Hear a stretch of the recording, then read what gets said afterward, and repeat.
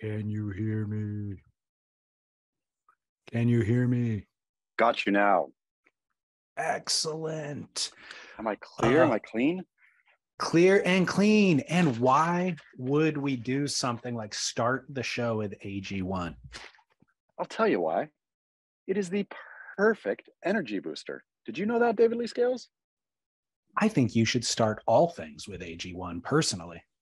I mean, everything. But the thing about AG1, I will say, that I think is underrepresented in our podcast is that it really does give you a jolt of energy in the morning. Absolutely. Like, I credit caffeine, but it might not be the caffeine. It might be my cells re-nourishing, and boom, out of the starting gate I go. Well, I was going to ask you, I do have a cup of coffee and my AG1. What should I start with? AG1 always layer. No question. Layer. Energy, certainly, but also hydration. So I'll hydrate first and then dehydrate with a coffee afterwards. Athleticgreens.com/surf is our portal. It is foundational nutrition that you can count on. So you'll fill the nutrient gaps in your diet. You'll promote gut health, support whole body vitality. One daily serving delivers comprehensive blend of 9 products. I was in Trader Joe's walking down the aisle that has multivitamins, there's probiotics, there's all this stuff. And I'm like, do I need this? I'm like 40 now. Should I buy it? No, I don't need a single one of them. And they're expensive and they're hard on your stomach. Those pills, those capsules aren't great for your stomach. I've got it all right here every day. What does the world's greatest surfboard shaper, Brett Merrick, do? Does he do probiotics and all of this kind of stuff? He does AG1. That's what I thought. What does Matt Parker do? He does AG1. What does Jamie Brisick do? He does AG1. Truly, the surf luminaries do AG1. You should too. Athleticgreens.com/surf is our portal. Support your immune system, support your health and wealth and or wellness, and support us through that portal as well. Athleticgreens.com/surf. Chaz Smith, we are back after a bye week. It's been too long. I mean, I can't believe it. We haven't. When was the last bye week we had? I mean, I think they sneak up on us once or twice a year because of travel schedule, a conflict or something, but it's been a while. I don't like them. I'll tell you that right now. I don't like them. I got my surf talk that just bubbles up with nowhere to go. That's true. I blame COVID. Yeah. So, yeah. How is the family? Is everyone back on their feet? Completely. Lauren's actually already traveling. She's out of town for business right now. We all tested negative at the beginning of the week. So life is resuming back to normal, which is great. But man, that was one rough week that now feels like it was a distant memory. Yeah, well, it's great. It is the human condition to forget the bad times. It really is. Where are you right now? I'm in Venice Beach, one-time home of almost Stab Magazine and almost The Inertia. I was thinking You're about adjacent. that. No, I'm in Venice. They were adjacent. Right, adjacent to them. Yeah, but not anymore. I mean, Stab moved down to Oceanside. Stab's move to wherever is the next up-and-coming spot is truly hilarious to me at this point. From Bondi to as close to Venice as they could get to Oceanside is like comical, but great. It's part of their brand, I feel. What are you doing there? The wife has a conference, and the daughter yesterday had something with Adidas. So she had some Adidas. What does that mean? Yeah, she had to talk about being a ballerina for some Adidas thing. I don't exactly know. It was like something between focus group and maybe it wasn't for advertising, but it was something. They're taking the pulse of the up and coming generation of female athletes, and she was ticking the ballerina box. Is Adidas going to be making ballerina footwear? They should. I was thinking about the tri-stripe ballet slipper. Would be pretty great. How great is the look at this Russian Instagram account? I mean, the best Instagram account out there. It really is. And they'll post Adidas, like apparently Russians are obsessed with Adidas. Loved So loved Adidas. they'll show a photo of like some guy's car that he painted 3 stripes on, or even a tank. It'll be like a military tank with 3 stripes, a building with 3 stripes on it. It is so good. Yeah, everyone out there, do yourself a favor and follow at Look at This Russian. I've seen wedding, I don't think wedding dress, but it was like the groom's suit with the Adidas In stripes on it. the Adidas tux. Yep, it's Yeah, everything. exactly. The other, while we're on Instagram follows, do you follow Openly Gay Animals? Yes, of course.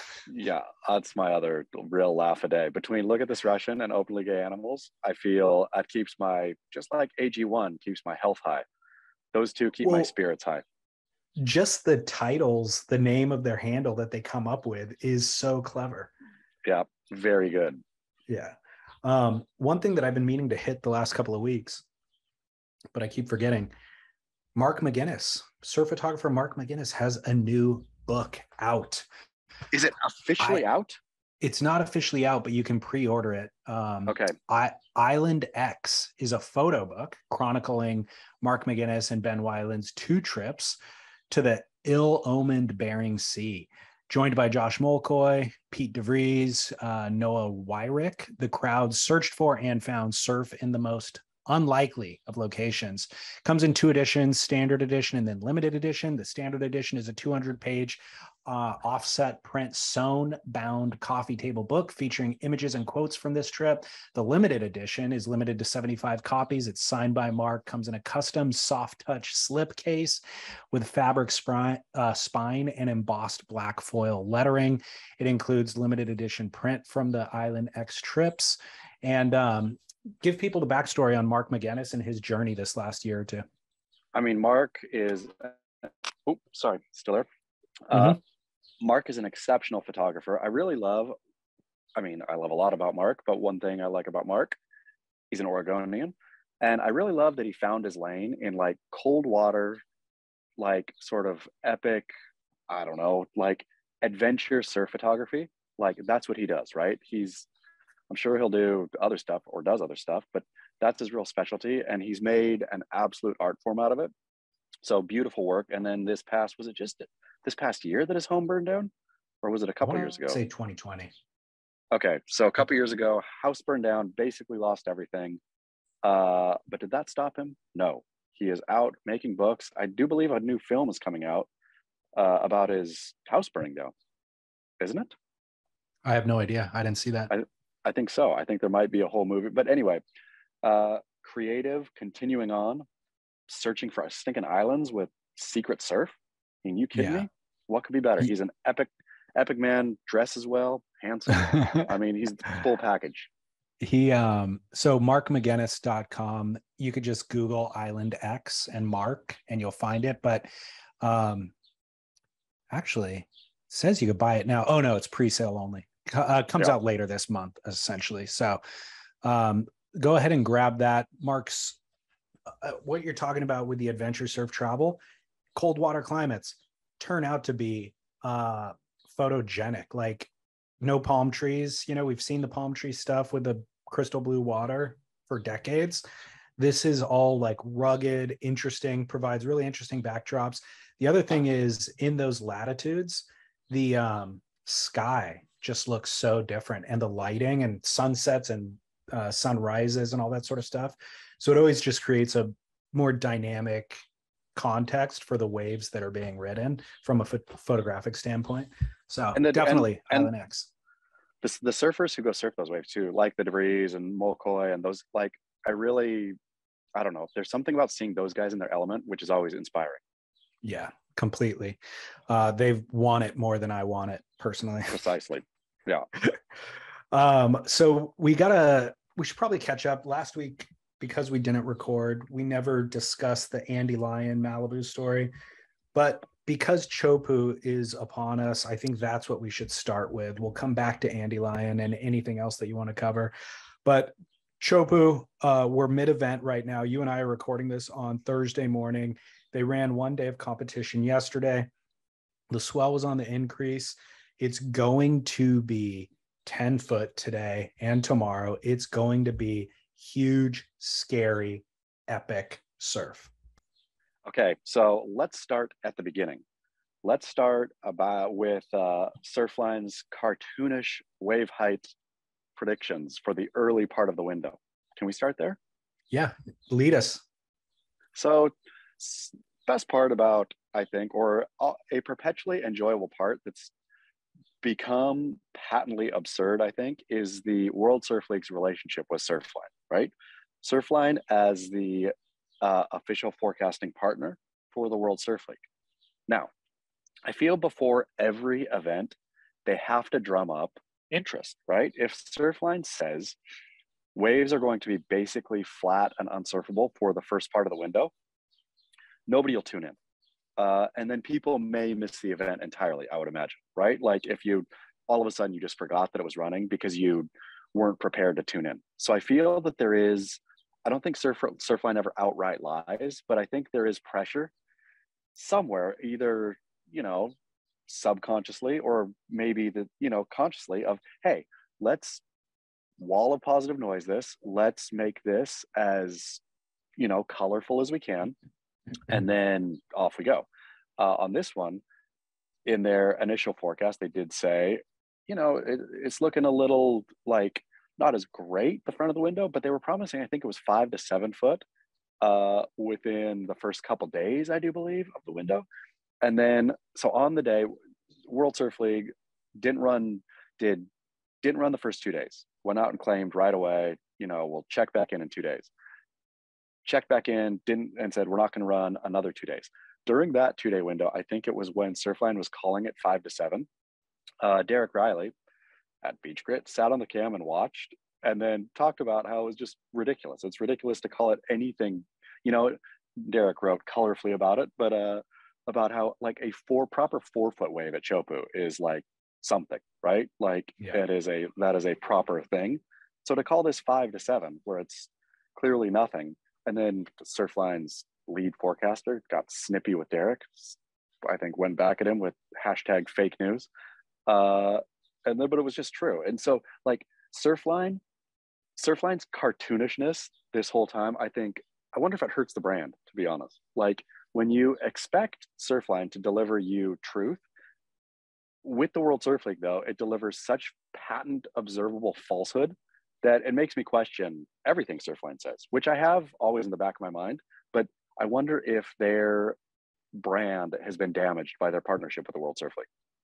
So you said they were predicting 5 to 7, but were you saying that day when it was 1 to 2, they still had listed as 5 to 7?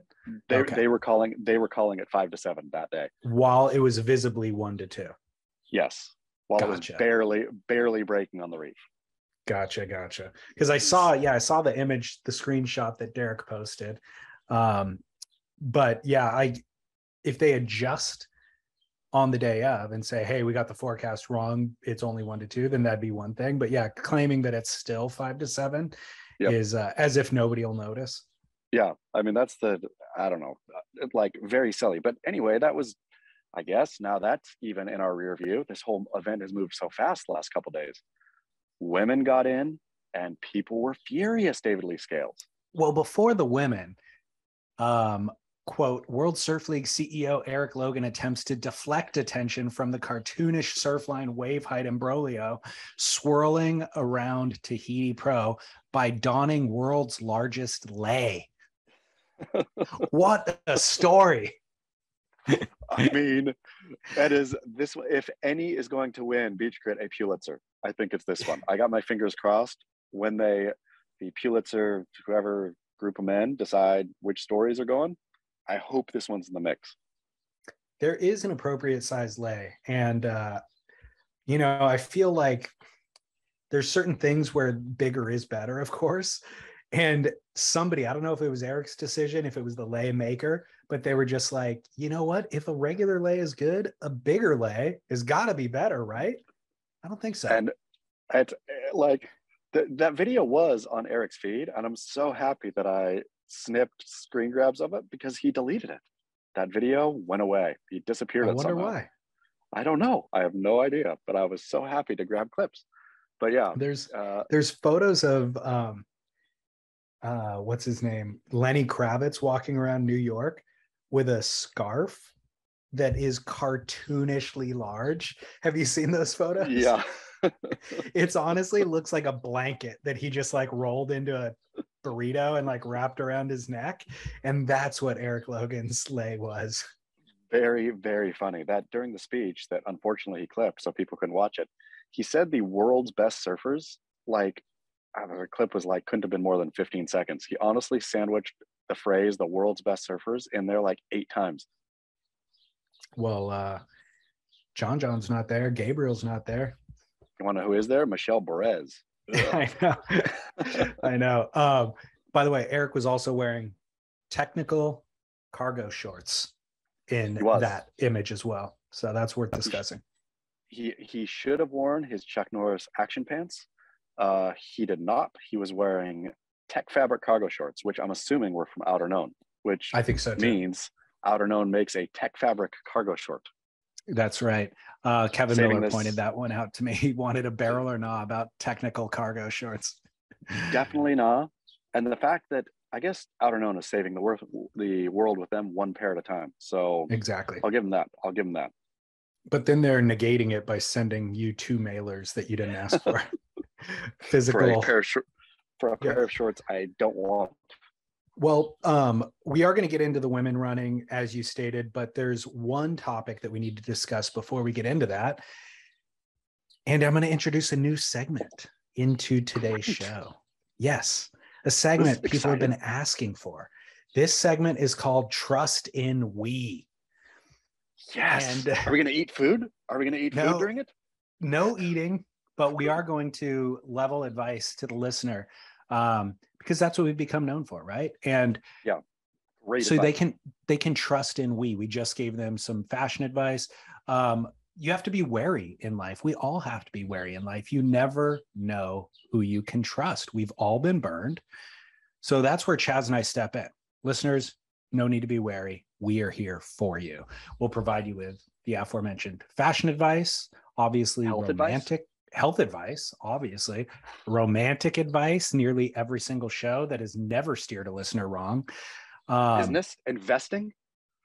No, it isn't, but we should do that segment too at some point because I think we've proven our salt there as well. But I think our audience can trust in we, and this segment is, of course, brought to you by Sunbum because you can trust the bum. You and I, Chaz Smith, David Scales, put our trust in Sunbum to protect ourselves and protect our children. And Chaz is actually a skin cancer survivor. So we have some real credibility here. A skin cancer survivor, and I slather that scar up with Sunbum every time I go outside. Absolutely. So we trust the bum, sunbum.com. You could use our promo code Surf Splendor. You'll save 15%. Only once. It's a one-time thing. But for that, I would say just stock up on everything. Buy the skincare products, buy the sunblock, use the mineral sunscreen. That's what I use.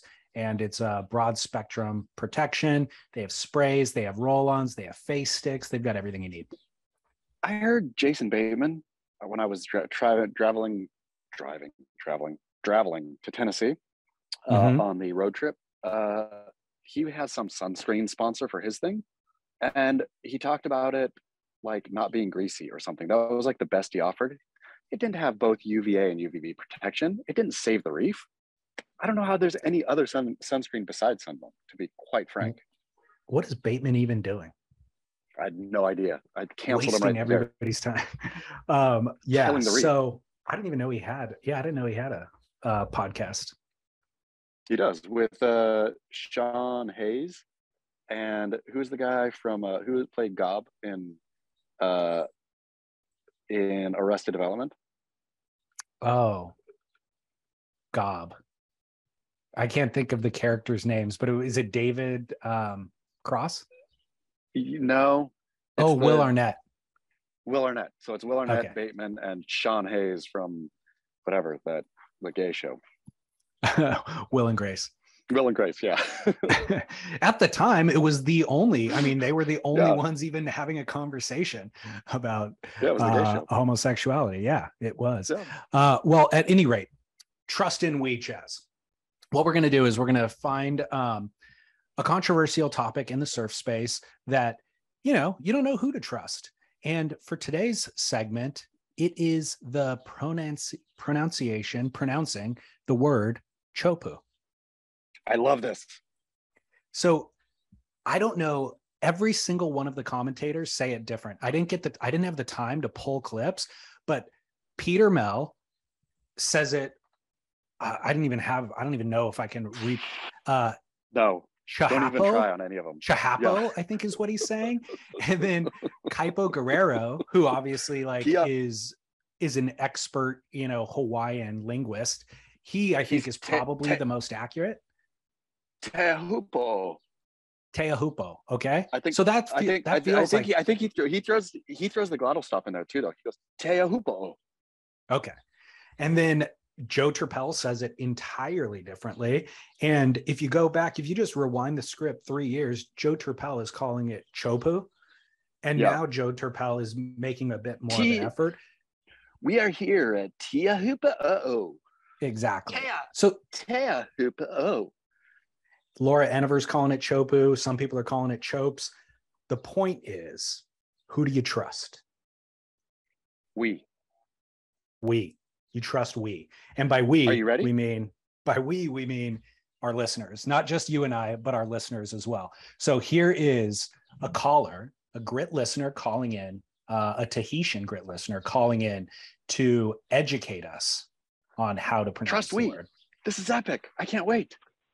David Lee Scales, Teva for Kid on the phone. Hey, I wanted to give you the proper pronunciation of chopes, or whatever you guys call it. The proper way to say it is Teahupo'o. Teahupo'o. Not chopo, not whatever else, like, you know, a lot of people might say. Proper way to say it is Teahupo'o. Teahupo'o. I believe a few guys on in the WSL are doing a little effort this year to say it properly, but yeah, figured you, Chaz, Scott can use it. Teahupo'o. Thank you. Keep up the good work. I'll catch you guys later. Bye. Thank you, Teva. Good work. Even the good work. Teva paused before good. He knew that it wasn't. He knew that wasn't what he was supposed to say. He just couldn't stop himself. Keep up the good. Work. Fair to Midland work. Okay, here's a further question though. Back to Teva that I would ask and wonder. Teahupo'o. So of course it was Kaipo who was saying it correctly, right? Yes. Kaipo is saying it correctly. Having Joe sit next to him, stumbling,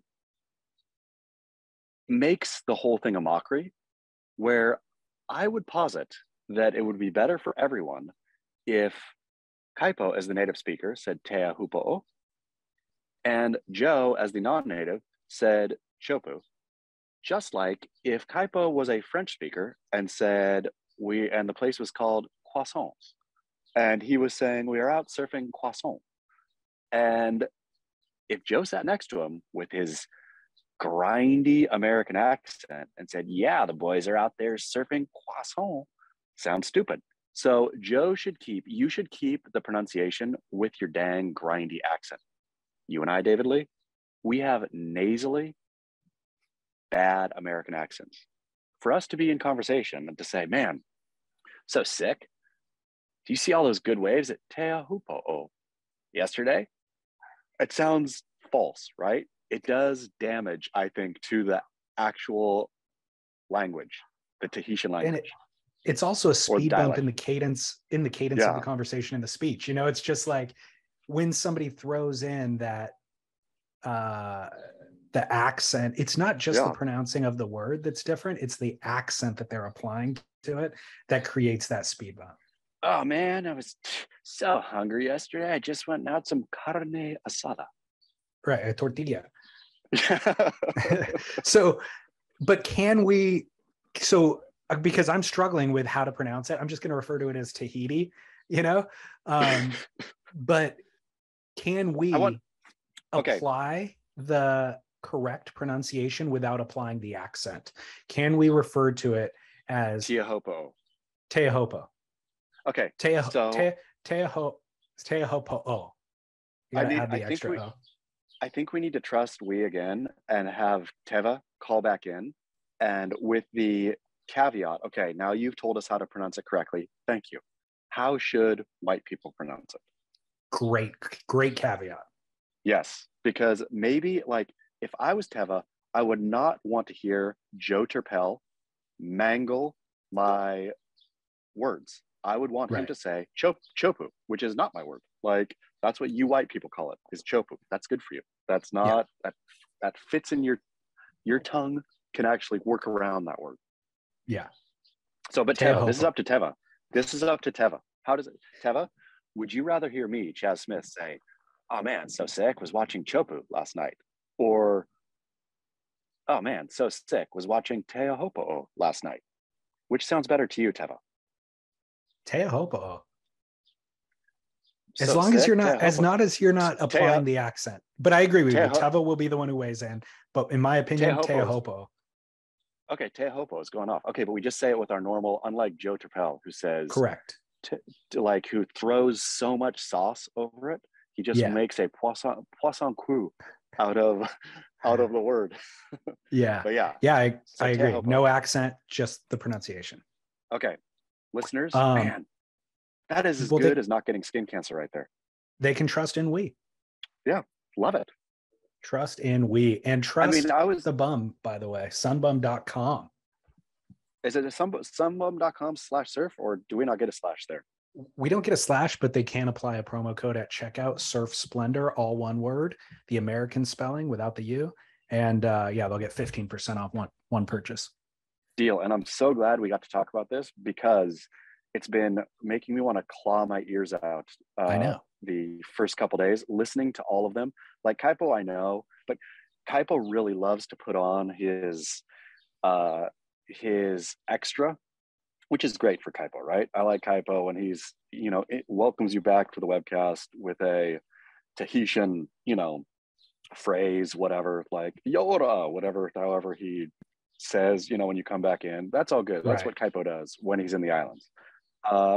Joe, Pete, the rest of them, it's like, it's almost a mockery of human development. Like of social and moral evolution. Like the band of, it's honestly, Joe Turpel. I don't know how Joe Turpel is not an international comedy star just by people listening to him talk about normal stuff. Yeah. Well, he's trying his best. So you referenced the women being run in marginal and mediocre surf and the internet being upset. I've got a listener DM that I'll read to you. It says, swells rising, so let's run women's opening round and elimination round back to back. The WSL is caught with egg on their face trying to force feed this product. No way the women are prepared to surf chopes. Felipe would probably be non-committal in these conditions, although he may be better off procuring a wig and bikini after seeing prior efforts in big barreling surf, as it's going to be a lot of bigger tomorrow when the men run. It's the exact same scenario the core fans wanted and the last thing the WSL wanted. Joanne DeFay just tried to charge, totally worked, leash undone.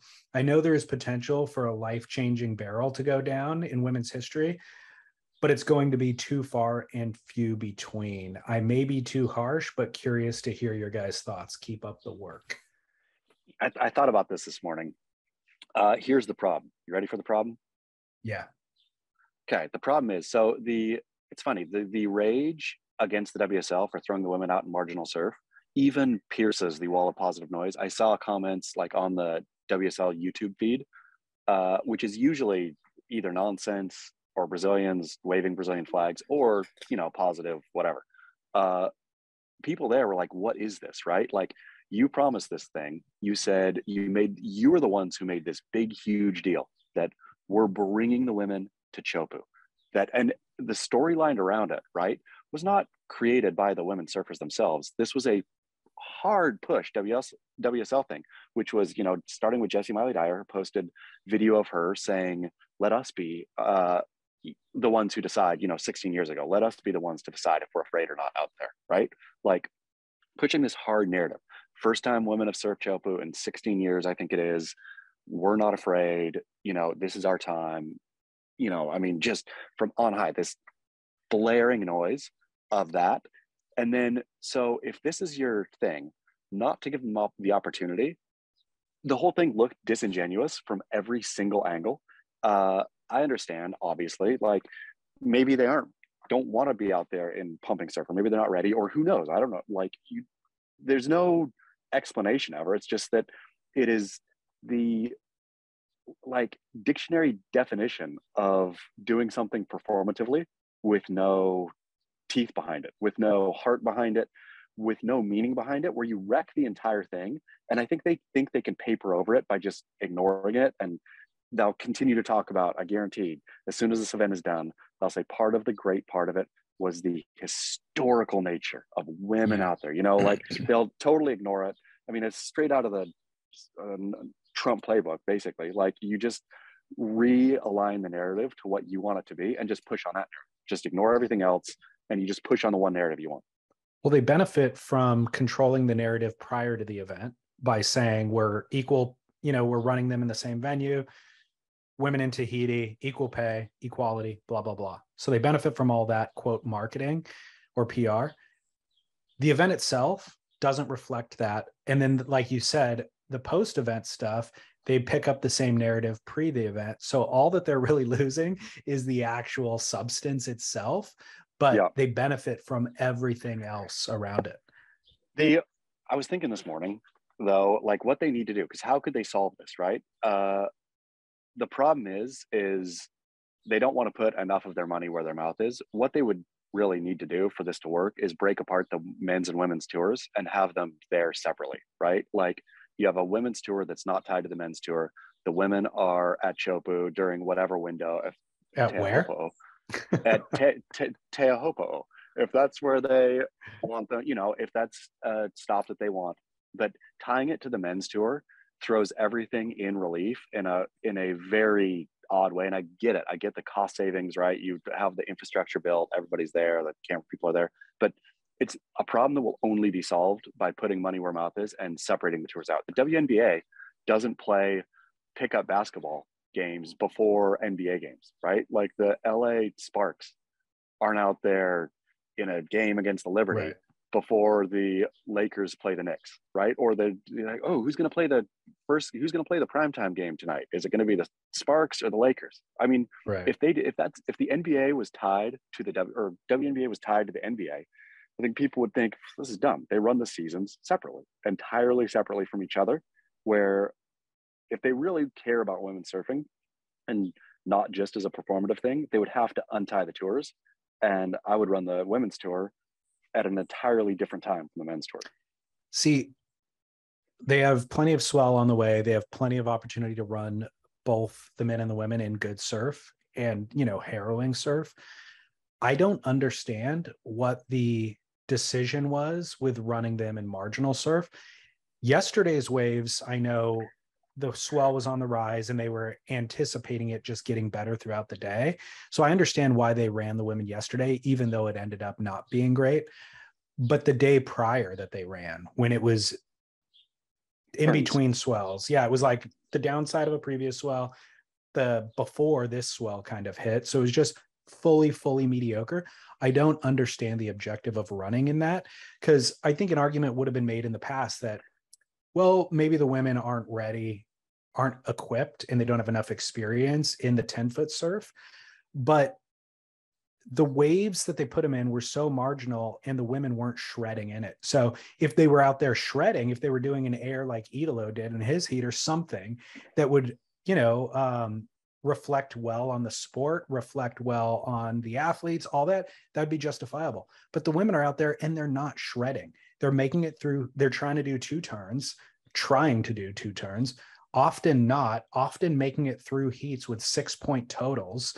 So it's like, it does not reflect good on the athletes. It certainly doesn't reflect well on the sport. It really is just performative, not performative. It's like, we're just honoring the obligation because we're here, and we're all going to look the other way and pretend this didn't happen. I don't know why the WSL is trying to protect the athletes from big harrowing surf. Just let them run in big harrowing surf. If they don't paddle into waves, that's on them. That reflects on the athlete. But the organization itself should not be putting them in those mediocre waves. And or like, if the narrative truly is, hey, women have not had an opportunity, I read it in comments time and time again. They have every opportunity, right? They go to Teahupo'o anytime they want in their, during the year. They can go get better there, just like, D'Souza wasn't good at pipe, so he moved basically to the North Shore, got Jamie O'Brien to teach him how to do it, and was he ever a pipe master? I mean, he was definitely a champion, but yeah. The year that he won his title, maybe he won pipe that year. I don't remember exactly. In any case, he became a very proficient pipeline surfer. In any size. So I understand the argument that the women could do that, right? The reality is, which I think people should understand, the money, I get a, little over the shoulder view into this, right? Wife is a sports agent. The money for women is, they have to fight so hard for a tiny percentage of what the men get. So it's not like, it's not equal. It's not the same. It's not like they have, thousands of dollars of travel budget set aside for them to go get better at Teahupo'o or any other big wave on tour. They are hunting. They are trying as hard as they can, right? The money is just not there for them. So if a brand doesn't step up, or if the WSL doesn't step up and give them opportunity to, WSL could hold basically, we're going to pay for the women to come over. We're going to put them up at Teahupo'o, and we are going to hold a camp. We're going to hire Raimana. We are going to, et cetera. We're going to help them get better. They cannot, that's not going to happen. They just do not have money or resources to do that, the individual girls, right? So if the WSL is not going to make that happen, then call the event what it is. Say, we are doing this because we want future generations of women to be able to shred out here. We understand that this generation, there are some that can, like Brissa Hennessy's barrel was sick, right? Did you see her barrel? Yeah, it was insane. Yeah. Like a sick barrel, right? So some of them can, like not most of them cannot. They have not had the opportunity. They're not afforded the opportunity. It would be very difficult for them to get that opportunity. So just call it what it is. Say, hey, this is historic because we are starting kind of again. And these girls are going to be trailblazers for the girls who come or women who come up under them, right? And in 10 years' time, we are going to see women dropping into bombs out here and ripping, right? That is not this time. But they don't do that. They just talk about how historic it is and how epic it is. Like the false narrative that gets pushed out, I think, is so damaging. And I don't know why the World Surf League cannot either say, we are going to actually give these women a leg up, or we're going to call it what it is and say, we're providing opportunity and hopefully we're planting seeds of opportunity. These don't sprout overnight, right? This is going to take a few years of them being here in order for them to perform well. And so hold on with us, because I think the surf fan would be forgiving. And if they were honest, I think the surf fan would be forgiving. Instead of saying, what, you were the ones who told us they all wanted to charge this, and now you're throwing in a junkie surf and they're not charging. Like, so it's the WSL's disingenuousness and performative thing that is doing the most damage, I think, because it doesn't have to be. I agree. And putting them out in the harrowing surf, like I said, the onus now becomes the athletes. Like if the athlete doesn't step up and perform in the harrowing surf, that's on them. But the WSL, if they're claiming equality, they've got to give the opportunity, and the opportunity is here today, in fact. I mean, it's going to be, and it's going to be, It's going to be gnarly. Like, there's no way. Well, the WSL just started a live Instagram. It's just showing, it's the camera angle showing Chopes. It's freaking on, dude. It is absolutely on. Philippe Pip Toledo did not surf yesterday, did he? No, he's in Heat 1 against Kelly and Nathan Hedge. So it's so funny. I was watching yesterday, very specifically, mostly for that heat. Couldn't wait for it to come up. Just, the amount of narrative in this one heat. Can we unpack it a little bit, David Lee? Yeah. I think this is a super exciting heat in every dimension, facet. Okay, so it came up yesterday. It was running yesterday. It was starting to get big-ish. Jack Robinson had a proper bowling tube. Did you see Jack Robinson's wave? Totally insane. Epic, right? But those were far and few between. Oh man, you there? Yeah, I'm still here. Okay, sorry. I think I was just sitting still. No, I wasn't actually frozen. I'm getting, my phone's dying, but I'll plug it in before. Oh, okay. Yeah, but anyway, that kind of wave, right, was the kind of wave you want to see at Teahupo'o, and there was one of those basically yesterday. Comes up to Kelly's heat. For sure, it's the outer known pro. Kelly stopped it right there, right? There was contestable surf yesterday for sure, but Kelly said, no, I want to be in the biggest stuff. Pip Toledo is in that heat with him, notoriously non-charging out there, right? I think the only surfer in professional history at Teahupo'o to have a 0-point heat total because he did not paddle for a wave. Granted, this was 7 years ago or however many years ago, but so there's one little subtext. Will Pip in a heat with Kelly, where Kelly's putting the brakes on, where Pip would have been jonesing to go on the day, where he could have scraped in to some medium sizers, let the big stuff pass because it was far and few between, because, I'm out of position. So you have Pip there. Now you have outer known pro, outer known owned by Kelly Slater in the heat. The wild card in the heat is Nathan Hedgehog, who is an outer known surfer, employee of Kelly Slater in this heat as well. So you have the boss man putting on hold for today, which glad he did, right? This is going to be fun today. So I guess like Kelly fully pushing Pip under the bus just to have a fun, probably wave trading session with Hog. But imagine if Nathan Hedge is ahead and or has priority and or, obviously he's going to give it to the boss. Like, is he going to take out a heat and lose his job? Heck no. Like, he'll basically be blocking out there for Kelly. Not that Kelly needs blocking against Pip. So this is, Kelly set it up for himself where he gets to surf 30 minutes of epic Teahupo'o by himself. Well, there will be plenty of opportunities and waves for all the competitors. And when the waves are doing what they're going to do today, there's no need for blocking. There's no need for strategy. There's no need for priority. Any of that, you're going to get the opportunity. And I have a feeling Philippe will not be going. Is that your prediction that Philippe will be like eyes on Philippe, right? At this point? Dude, it's no joke today. I'm looking, Strider's also doing a live feed from the channel. It's freaking no joke. It's like, it's not code red, but it is 10 foot and folding on itself. How consistent? Looks super consistent. I mean, so Felipe, my point is, Felipe, if he can have a measured approach and put himself in the right position, I could see him paddling into a wave, but I do not see him confidently like trying to trade barrels with anybody out there.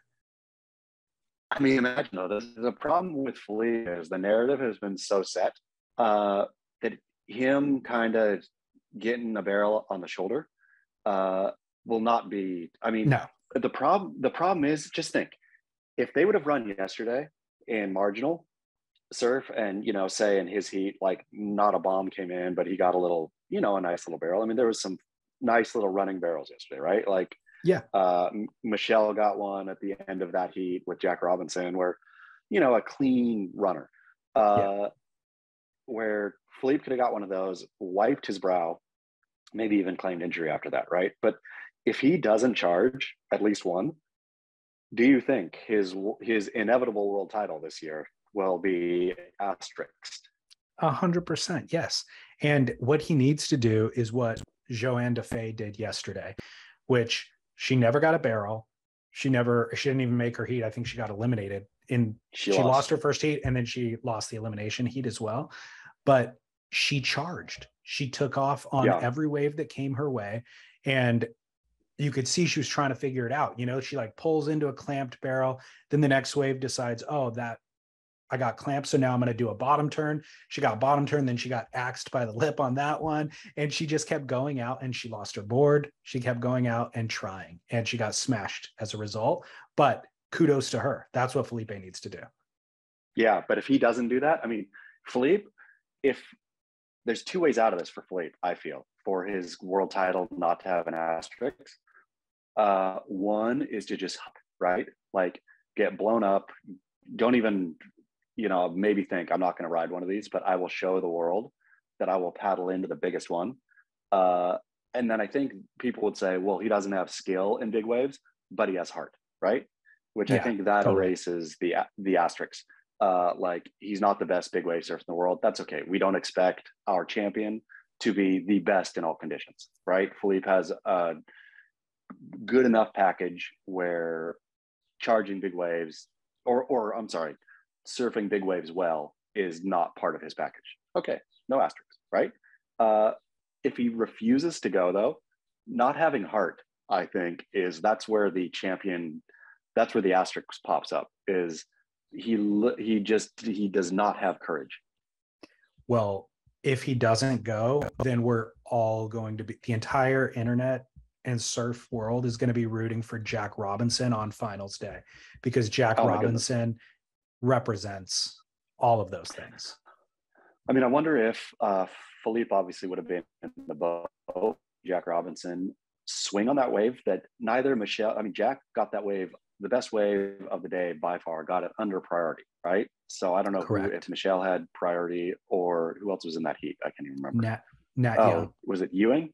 Oh, Nat Young. Nat Young didn't surf well, but Nat Young, there's no question about his charging, right? Nat Young is a bona fide charger. He just, whatever, didn't happen to do well yesterday. Anyhow, Jack swung on that below priority, would have swung on that below priority or under priority right in Felipe's face if Felipe doesn't go today. And Jack, whatever, wins the event. Imagine going into trestles. Felipe's got to feel defeated straight out of the gate, where thinking, how could you block out that noise? How could you block out the noise of Pip is afraid?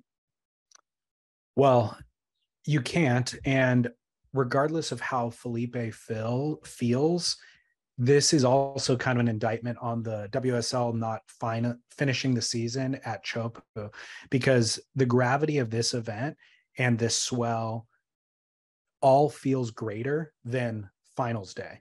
You know what I mean? By far. I mean, by far. Theoretically, if they were stopping, does Felipe have a big enough lead where he would get through no matter what? I think that where he would be the season champion. I think that, I don't know about that, but I think if Jack Robinson makes the final, he'll then go into first place. Oh, really? Okay. So Felipe does not have an insurmountable lead. No. Okay.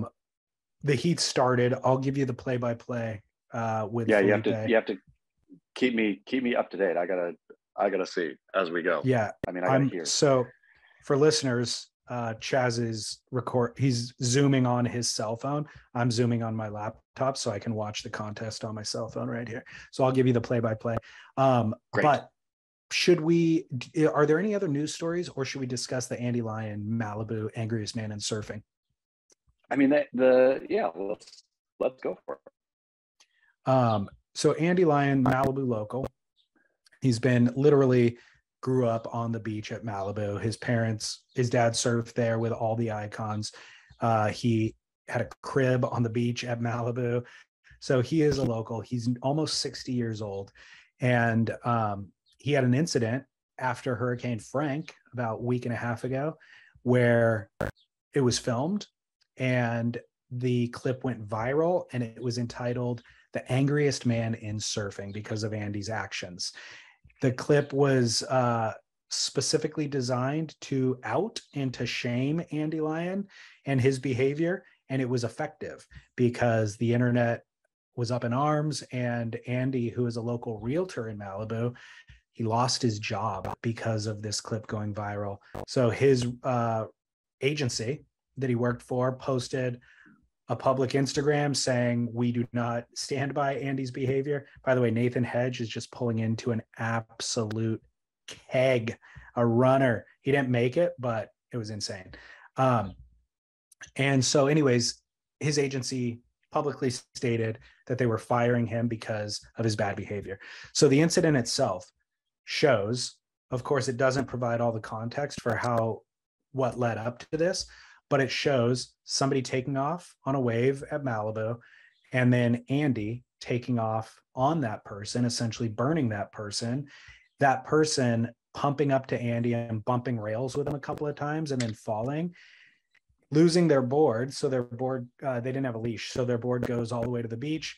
Andy then goes in, picks up rocks and smashes that person's board with rocks, and then paddles that person's board out towards the pier and basically shoves it out to sea. And so that's what the video clip shows, and it's entitled "The Angriest Man in Surfing." What say you, Chaz? Whose side are you on? Well, the funny thing is, so the initial clip that was meant to shame and out Andy Lyons called the other surfer a kid, right? Yeah. Said he did this to a kid. Turns out I think the kid, in air quotes, was either early or mid 20s. Yes. So not a kid. That's point one. Point two, I thought, anytime that the internet decides to be, or somebody says, I'm going to make internet both judge and jury on this thing by clipping something together and putting it out. Calling in the internet mob, I just don't understand what people think when they do that. They think, obviously, they feel so righteous in what the thing is that they clearly, this is the thing to do, right? Is I'm going to name, shame, get this person fired, maybe, have their wife or partner leave them, best, even great case scenario, get their kids to disown them, like on and on and on. Where having the internet mob sicked on you, I don't know how the person who's doing the sicking doesn't think this could very well come back and bite me at some point, right? I could be out driving 40 and 20, not paying attention, and run over a trike, something like that, and not stop. Accident, obviously uncool, but whatever. Have somebody film that, put it on the internet, say this person endangers children, get them fired, et cetera, right? Like context is so much of life. And of course, we all misbehave or are all caught in moments of maybe, increased passion, let's say. But for the internet to both adjudicate and pass sentence on that is insane to me. It is insane that people do that continually, like that people post purposefully for others thinking, well, this is never going to happen to me because I live a perfect life, right? Isn't that insane to you? Well, it like, is wild. I understand that people can't anticipate what their next foible will be. The part that I don't understand is whoever made the account, because the person who made the account is anonymous. They created an account that was titled "Andy Lyon is the angriest man in surfing" or something. Andy Lyon is a kook. Yeah, Andy Lyons is a kook is what the account was titled. So they're doing it with the ambition or with the intention of just remaining anonymous and just trying to shame Andy. So that person I have a problem with and I don't agree with. And that's unique to, I think, this internet era that we're living in, because you couldn't have that anonymity prior. So that's a problem. But what ends up happening is that the punishment is far worse than the crime. So Andy, his behavior, we will discuss whether or not his behavior, Nathan Hedge just made a sick one. So he's got two waves. Kelly and Philippe haven't paddled at all for anything yet. So if Hedge goes and shames Kelly out there, he won't shame him, but he could win. I mean, but what if like he just puts on such a show that whatever, I mean, Kelly, I guess good on Kelly right there. Kelly trusts his own ability so much that I feel like, yeah, like the pick of Hedge, even though it was totally weird, and we can talk about that later, like what a weird choice, right? To honestly go back to the archives and pluck somebody, especially when, who was the stinking Drolet?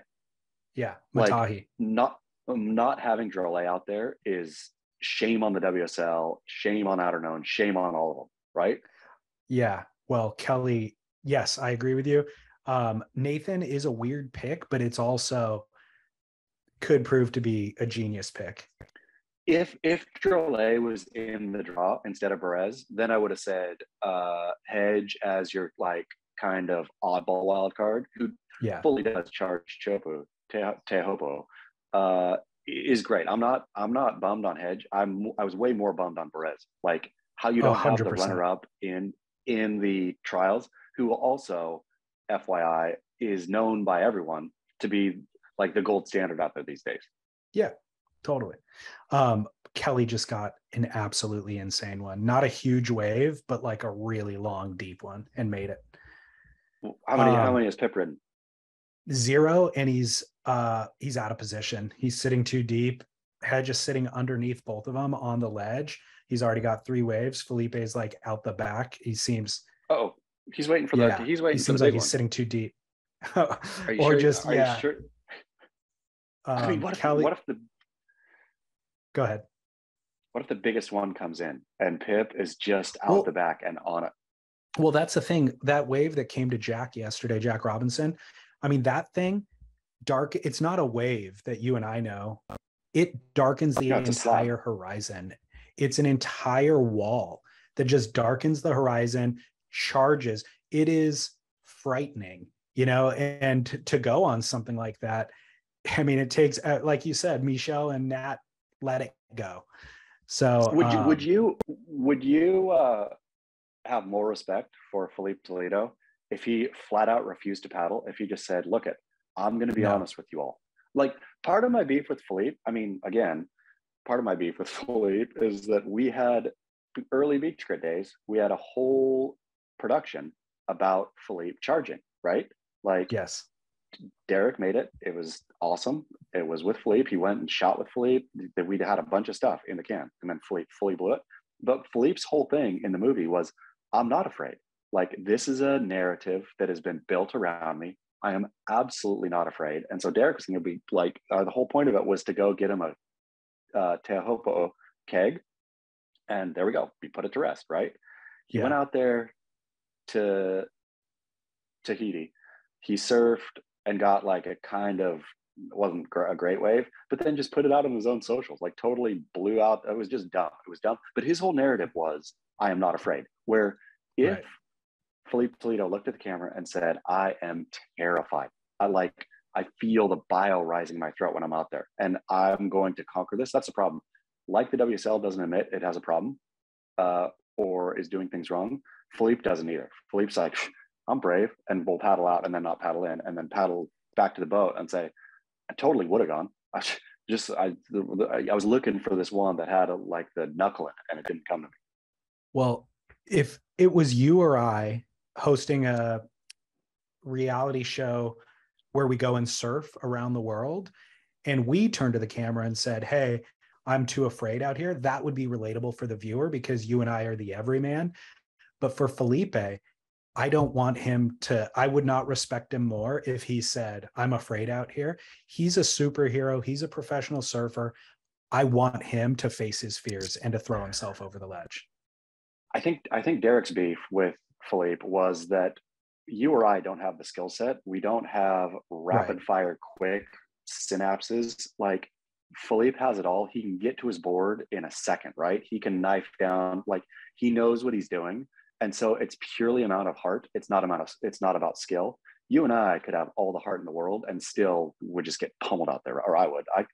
Watching those ones where they basically take off under the hood, the way they get to their feet, Like Yeah. Jack Robinson's, right? He's vertical rail grabbing. He sets his rail so quick, then he's able to pump up the wave holding his rail in order to even, I mean, just the way the reflexes those guys have, the ability they have, I mean, compared to everyman. So it's with Pip, he has the skill and not the heart, and just so happens to have a big old lion tattooed over his heart. Well, he's sitting with priority right now. A flawless wave. It's been about 5 minutes. A flawless wave came through that was really legit. He did not even make one effort for it at all. And there's been 2 or 3 ones that hit underneath, like, tighter on the reef, and that have been huge potential scores, but he's sitting too far out for any of those. So basically 5 minutes with priority. He hasn't paddled for a wave yet. A small one's coming. He's paddling for it. He just backed off. So he's not made any effort yet, essentially, is the narrative this far. Is he trying to lose priority? Is he going to make a real interesting half effort for one? That'd be interesting if he made a concerted effort and then pulled back just so that he would lose priority. Yeah, that would be very interesting. He almost did that by paddling for that wave that just came. But because then he could blame it on, oh man, I just didn't have priority. I'll let you know if that happens. There's plenty of waves coming through, dude. This is fun, and I mean, I can't wait to watch it. It's legit pumping. I'm sorry you can't watch it. We have to honor our obligation. No, I like this. I like this play-by-play. As we're talking, it's going to be extra annoying to the listener when this heat is fully in his history, and you and I talking about it as it's happening live. Well, let's go back to Andy Lyons real quick. Okay. So a couple of questions. Clearly he's a local. So the context that I didn't provide, I just explained the video clip. Slater's on another insane one under priority, or, without priority. Oh my God, he just made it. That's going to be like an 8 or 9. Anyways, what were hedges? Hedges weren't that. His got like a 3 and a 4. He only made one of them. Okay, so they're burying the score. Yeah, Kelly, like I said, got that other insane one, and it was only a 6.33. The one he just got's got to be an 8.5. Oh my God, Hedge out the back on another bomb. Oh, Hedge with another bomb. Felipe is nowhere to be seen. Dude, proper 8 to 10 foot bombs. Kelly and Hedge just trading. Felipe with priority, nowhere to be seen. I mean, what do you think is his? They're gonna replay it. I'll just hold it up so that you can watch the replay. Okay. Anyways, the context that I didn't provide for Andy was the guy who he burned was way too aggressive in the lineup by Andy's own telling. The guy was catching a ton of waves, paddling past Andy, getting another one, then paddling past Andy again, getting another one. And I guess Andy told him, he goes, hey, quit paddling around me. Otherwise I'm going to burn you. And so sure enough, he burned him. And then when he did burn him, the guy kept bumping rails. He surfed up to Andy, then bumped rails with him a couple of times. And that's when Andy took that as an affront and considered it kind of the first punch being thrown, quote unquote, and did what he did. How's Kelly right there? Oh my gosh. How's Kelly? I can't believe it. That is sick. They're just dropping out of the sky. Yeah. We're watching the replays right now. So it's weird. Sick. I'm showing you the replay and then watching it reverse on the Zoom call. Oh, so Kelly looks like he's goofy foot on a right. Oh, pumping though, really. Right? I mean, that is and clean. So good. Really, really good. So, anyways, Andy Lyons. But yes, the question is so. I mean, this is the problem, right? Is so in the video clip, you have none of that context. That provides so much extra.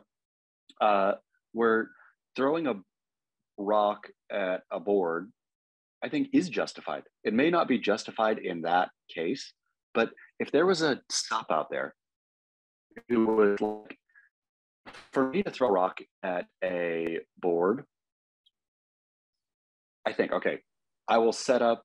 I already said it. That is a justifiable action. for me, the justifiable action would be if there's somebody who's like a longboarder or a sup who doesn't have a leash, who continually is like sending their board into a crowded beach break situation where a bunch of kids are playing in the sand, right? So if somebody is heedlessly out there, like a kook, it's heedlessly out there losing their board, and that thing is just, you know, a big board tumbling into children on the sand, I would drag that board up and throw it on the rocks, right? And if they kept doing it, then I would break the board. And so for me, the justifiable time would be if kids are in danger playing on the beach, you know, because I have a kid who plays on the beach. For Andy, though, I just like, great, that was his line of, you've gone over the line. I'm a local here. I've talked to you about this and you continue to do it. And now I'm going to act for it, right? Yeah. So great. I have no problem with Andy's action. Especially, I think throwing a rock at somebody's board or damaging somebody's board. Also, Andy didn't punch the guy in the face, right? Like, I think that's a damaging property versus, you know, punching somebody, I think we could probably draw a line there for, you know, whatever, not following surf etiquette, for taking too many waves or whatever. I don't think a punch in the face is not justified by somebody taking too many waves. But I think damaging a board, sure, right? Yeah, no, I think the example you gave of what you would damage a board makes perfect sense to me, but Andy's version, I think, is a bridge too far. And I like the idea. I wouldn't damage a board for that, but I think it's justifiable. I know. The problem here is that the other context that matters is that we're at Malibu. So I think that localism kind of serves a purpose still, and Andy is certainly a local there, but he's completely lost touch with what has happened to his home break. And he's living in days of yore. And by the way, in days of yore, I think that action might have been justifiable because there was fewer people and there was kind of a rite of passage that everybody understood. And so if they broke that rule, they knew that they were out of line. Andy's completely missing.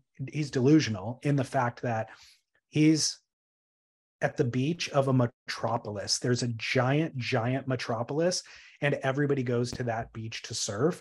And so he's living in his own tiny world where these rules apply, that nobody else is aware of the rules and the calculus that he's running.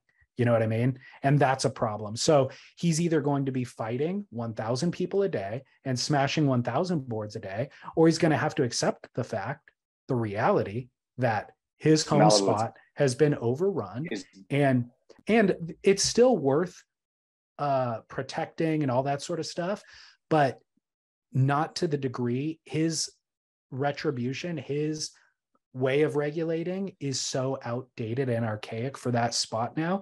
It still might apply in Central California or other places around the world, maybe at the ranch, you know, but not at Malibu. It's way out of line.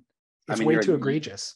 You're exactly right in the fact, and it is a shame that a world-class wave, has been taken over by full-on kooks who have not only don't know basic surf etiquette, have no intention of ever learning it, who are completely self-entitled, right? Like, you have a bunch of whatever, Hollywood lawyers, et cetera, out there. They have no intention. They're out there to get theirs, right? Like, which is surfing doesn't work when people are out there to get theirs. Surfing works when there is a sort of understanding and hey, I'm going to come in, and if I get one, that's great. You know, if I get a proper one, that's great. I'm just going to go out there and do my best. Like, the Malibu is I just think it's a symptom of greater American, me first, my time. This, like, I'm getting mine. I loathe that attitude. It's what, not to oversell. I'm sure it happens everywhere or lots of places around the world, but it seems like the American dream has metastasized into my time, me now. Like, give me. 100%. And so that doesn't bode well for the surfer that Andy burned, who's in that headspace of like, all about me. But it also doesn't bode well for Andy, who's living with crazy blood pressure and anxiety for trying to preach his ideal to a world with deaf ears. Yeah, I mean, Malibu is over. And for Andy, I suppose the only proper thing to do is either wait for those couple big days a year when like the Kooks just can't make it out, or get a big board and just burn whoever you want to and smash their rails all the way in. Like, I think he's also doing that, to be honest. I mean, that's like, it'd be a new sport, but kind of fun, of just like, how many celebrity boards can I ding today? Well, and totally do it with just like a happy smile, like, oh, party wave. Well, you know, this doesn't, there's kind of like, this feels almost like a homeless man. We've got a homeless guy nearby here who screams religious, crazy stuff at passersby, you know? And so he's sitting there on the corner with his ideology and his ideals. And if a young girl from high school here walks by in a skirt that's too short, he's going to scream at her and tell her how she's a sinner. And this isn't too far removed from that, you know? Yeah. And that homeless guy is just, he's got his ideals that he's living with, and his ideals are actually pretty sound and actually right-minded. He's just way too egregious in how he's applying them. And he's become the outcast in society that we're now all afraid of. And so Andy, I know that's a wildly insulting metaphor to apply to Andy, but he's taking it actually a step beyond that by enacting violence in his method of getting you to listen to his ideology. And so that's problematic.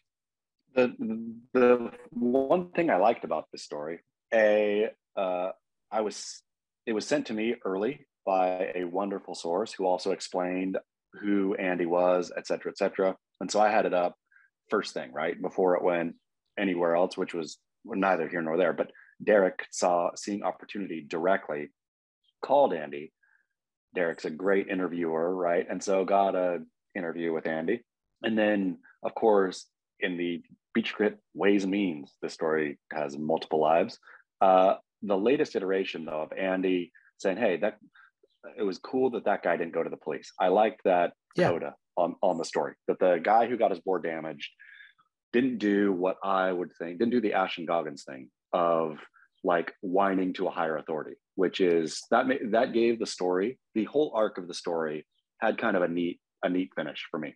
Yeah, I agree. And Andy said, I respect that guy more, is what he said in that piece.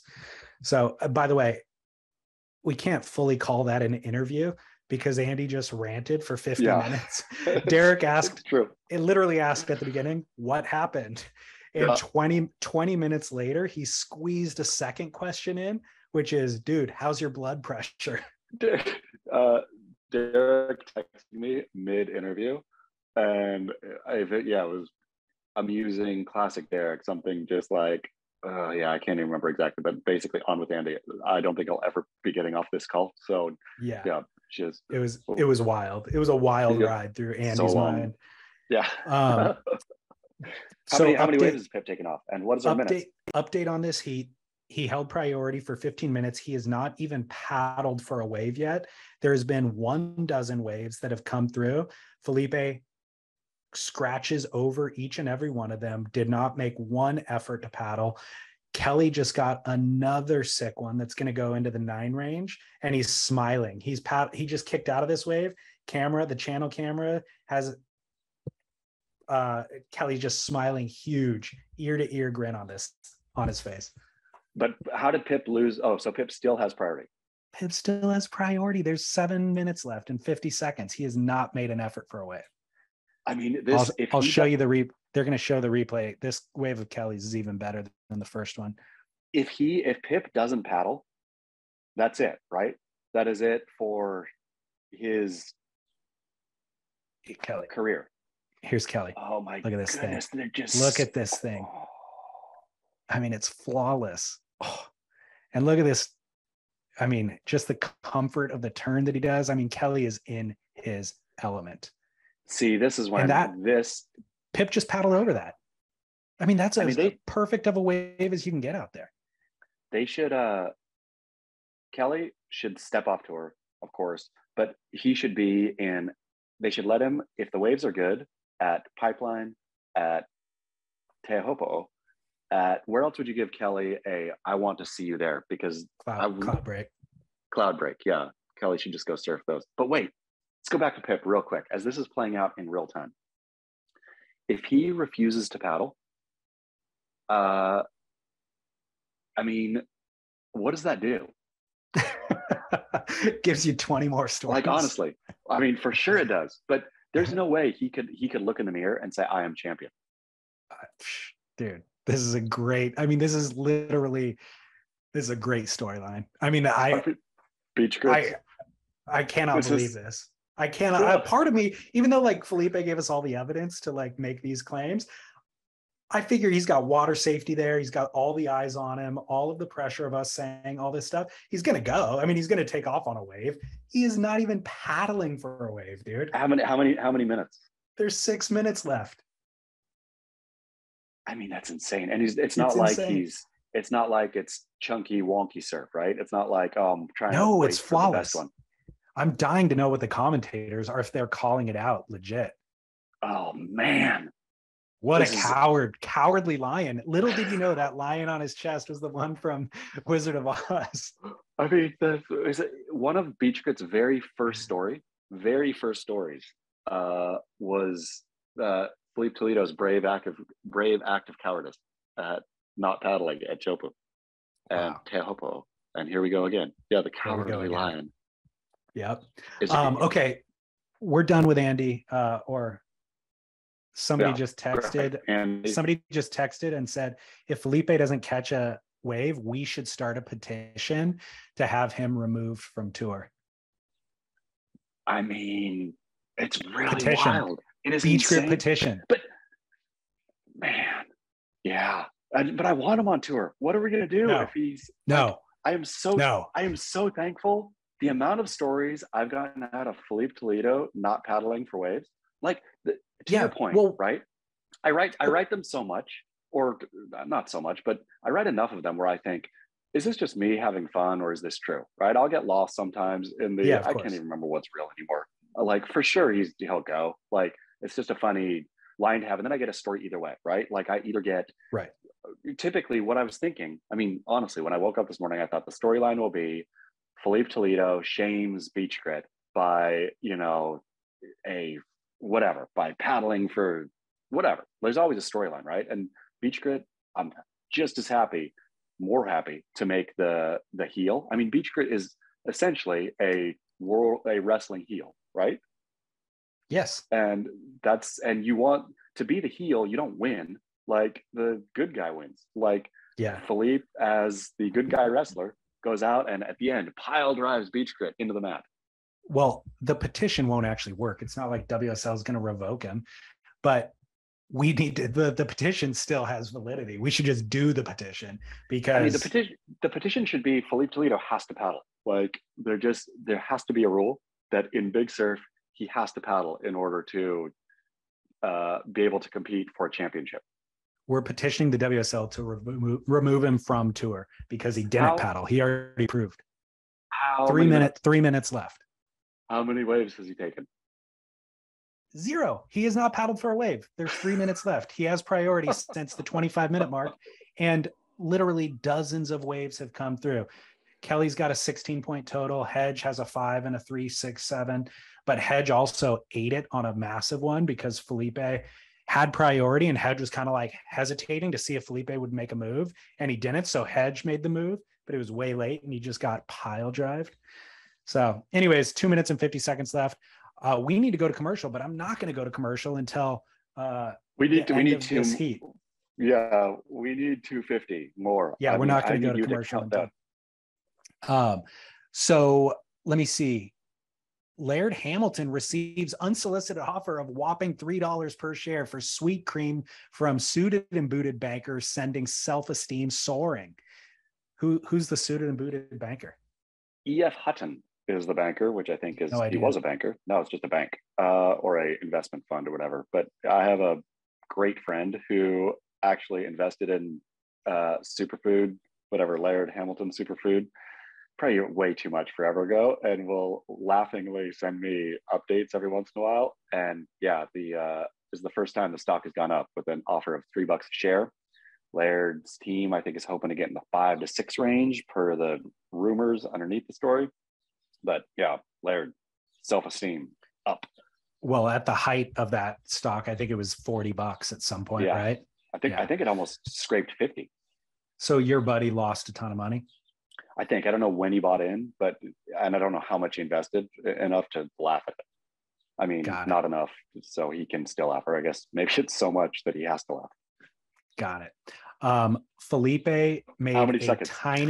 There's 1 minute and 20 seconds, but he made a tiny effort to paddle for a small wave and he lost priority. So now it's 1 minute and 20 seconds and he's sitting in 3rd priority, but still hasn't caught a wave. So he lost his priority. So he will, and how many minutes? 1 minute and 20 seconds. He's paddling for a wave. Did he go? I'm showing you now. Nope, he didn't go. Okay. Man, there's a couple waves coming through. They're showing the drone shot so you can kind of see him positioning, but is that him? Is that him? Yellow? Yeah, that's yellow. Okay, so he went. I'm showing Chad. Okay, got a little tube. I mean, but looks like he made it. Little tube is the operative. I mean, that's almost worse than not going. I was looking at the Zoom version, so I couldn't quite but he did catch a wave. It looked like a really, really small wave, so it'll probably be like a 3-point ride or something, but he got tubed and made it.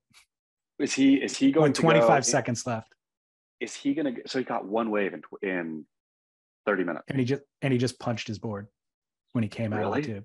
Yeah, like he's disappointed in himself. No, like he's disappointed in himself.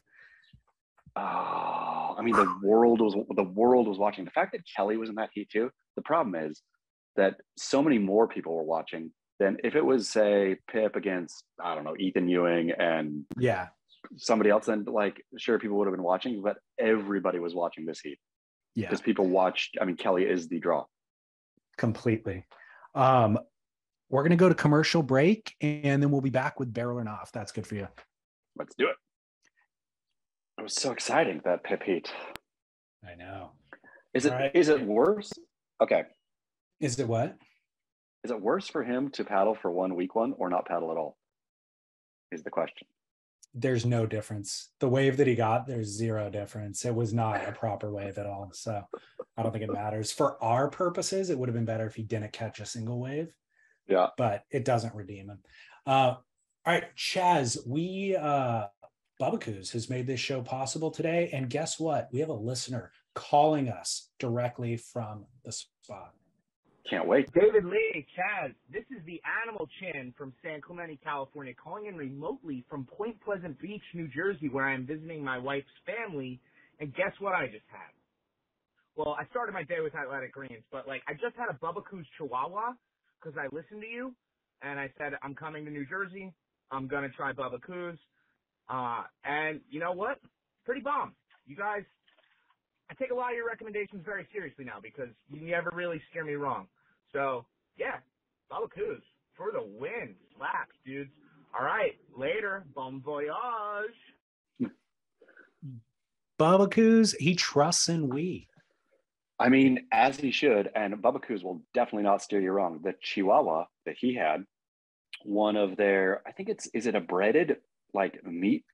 No, it's thing? It's right. It's rice ball fried, and then the toppings on top of that. It is so good. I mean, what do we call it? The fusion nature of Bubbakoo's. Yes. Again, you have a lot of great, I'm sure, especially many of our listeners, I'm sure live in Southern California. You have a lot of great taco burrito options, right?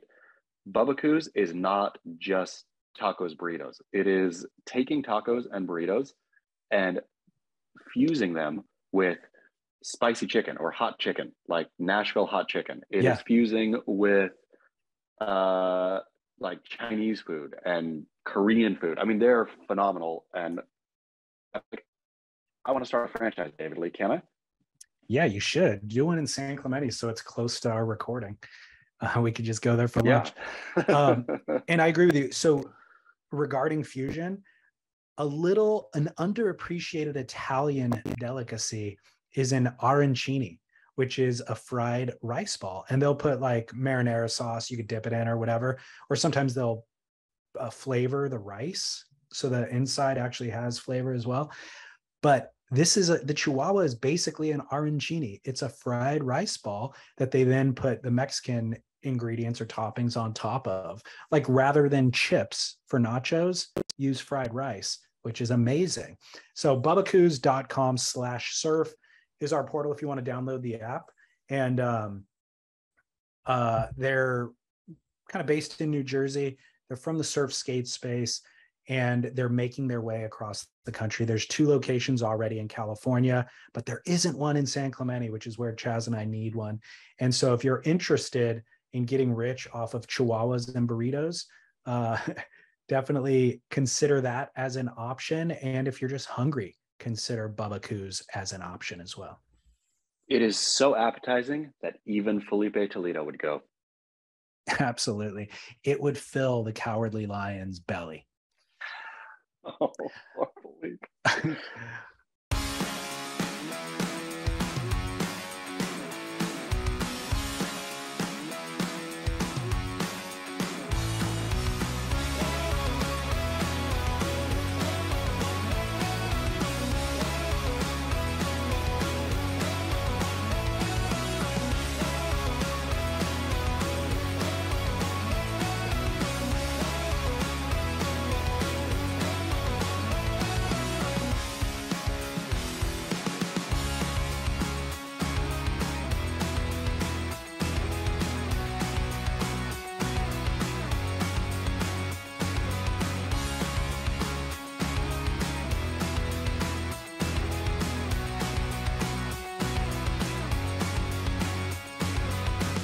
All right, back. And hey, we should wrap this up because I really just want to focus all of my attention on the who's in the water now. So now we got Griffin, Jordy, and Jadson. Okay, so man, I mean, talk about shaming, because Griffin will go, Jadson will go, and Jordy will go. Yeah, at Teahupo'o. I think so. Yeah, totally. There's only one person who won't, and he's already left the water. So barrel or nah, this comes from a listener. Barrel or nah, quote, "Hey, I'm not sure if you guys have done this one, but I have a barrel or nah. Surf meetup groups. I've noticed a lot of these springing up here on the East Coast, as there are just as many new surfers, or as there are so many new surfers entering the water. I just joined one for a fringe/body surfing group. It's a wonderful community, but the grumpy surfer in me is confused. So I'm curious to hear what your take is. Keep up the work." Trust in we. It is a no barrel, my friend, no barrel. I will say it is a barrel. You're exactly right to sign up for fringe activities where you get to be with like-minded weirdos, because there's few of them, right? Like if you're, hey, I want to go body surfing, I'll go bob around in the water with 4 other guys, right? All fine and good. Surfing, it's way too accepted. It's not fringe at all. B, I hold to the old world rule of don't paddle out with more than 2 guys max, right? I mean, 3 people. 3 people is the maximum paddle out group. If you're paddling out with 5 people, unless, I guess, if your goal is to go reconquer somewhere, like if your goal is to go reconquer Malibu, and so you paddle out, you get a group of 15 surfers together, so you can basically go block off the peak and do what you want. At a place where there is no rules, there are no rules. Otherwise, don't meet up to surf. I completely agree. This is indicative of the fact that these people are all new to surfing. They don't know the rules. They don't know the basic rules. And this flies in the face completely of one of the primary surfing rules. So this is creating an Insta crowd. This is, hey, we like this new thing. We're going to go Insta crowd a spot with the exact people you don't want, creating a crowd. So this is definite no barrel, no surf meetups. when I hear about people doing meetups in other ways, I'm a little bit jealous of them because I have zero of that in me. Like if I wanted to get into something new, I would never, ever go meet strangers to do it.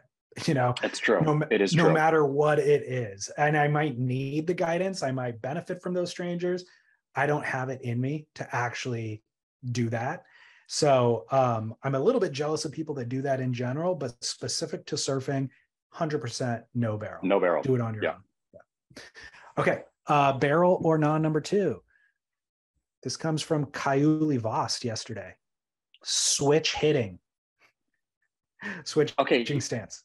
Here's the thing. I was watching it in the car driving up to Venice.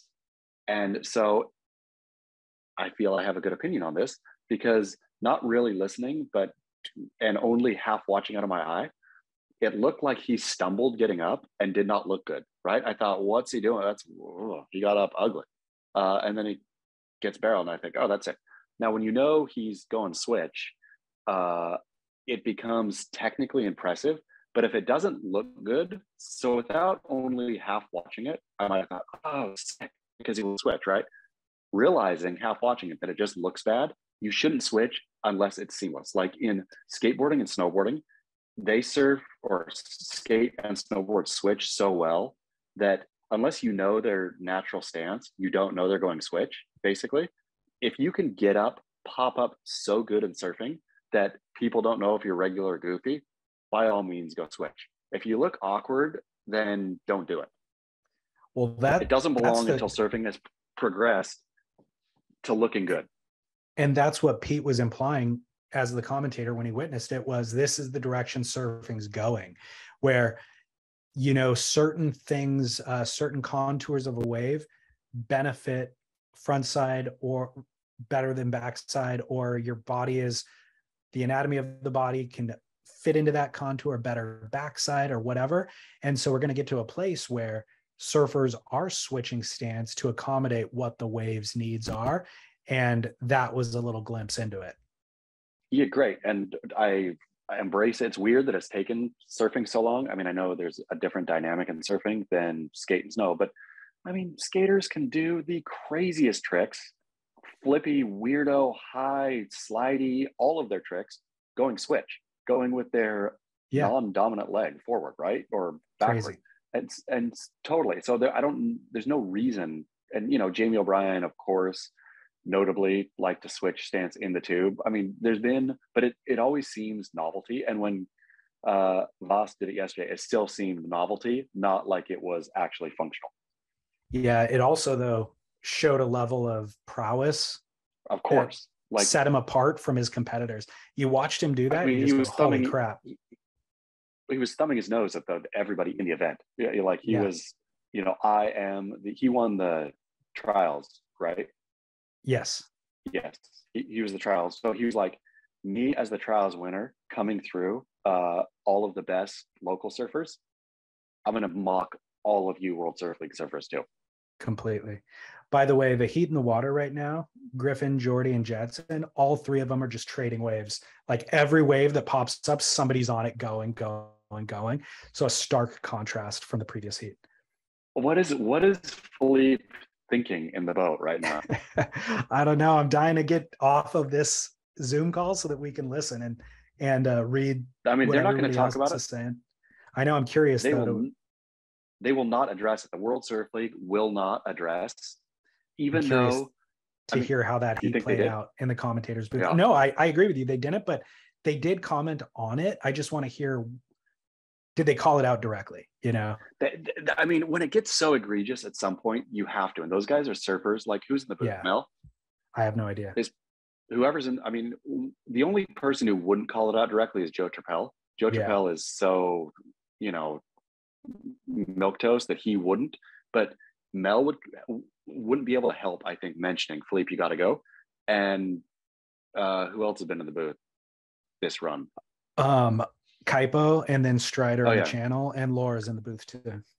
Kaipo might not mention it. Laura, I think, would. Yeah. Final barrel or not? Raimana yelling at everyone. Ooh, I've been yelled at by Raimana multiple times. And I'm going to say it's like getting blessed by the Pope. Like if you are somewhere where Raimana is yelling at you, that means you're in a pretty special spot. And so just take that blessing. Well, I think I'm going to apply barrel at Teahupo'o, because you hear him out there yesterday screaming from the channel. I mean, his scream is so identifiable and it's indiscriminate. He yells at anybody who's up and riding. It's barrel at Teahupo'o because the consequences.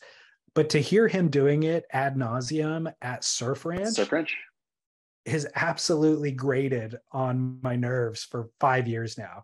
And it's like, it's probably helpful, to be honest, because it's some like beginner who doesn't know that they should be pumping into that next barrel section, and that's what he's telling them to do. But it just feels like it's way too intense for what that wave is. I'm going to disagree and say anything. I'll say Raimana van Bastolear is as close to a saint as surfing has. And so whatever he does is there for barrel. If Raimana does it, it's barrel for Raimana. I know. I can't really argue against that. You got a point.